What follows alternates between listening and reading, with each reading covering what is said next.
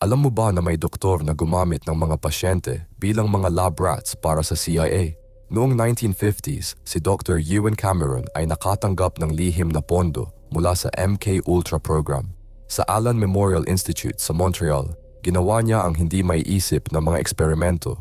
Ang kanyang psychic driving technique ay kinabibilangan ng pagpapatulog sa mga pasyente ng ilang linggo gamit ang mga droga. Habang natutulog sila, may mga speaker na nagpapatugtog ng mga mensahe 24/7. Ginagamit niya rin ang electroshock therapy na 40 times mas malakas kaysa normal. Inilagay niya ang mga pasyente sa sensory deprivation chambers na walang tunog, walang liwanag.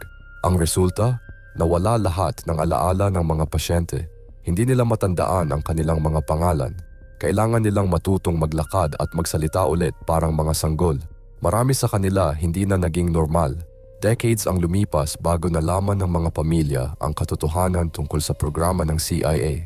Ang mga biktima, hindi na sila bumalik sa dating sarili nila.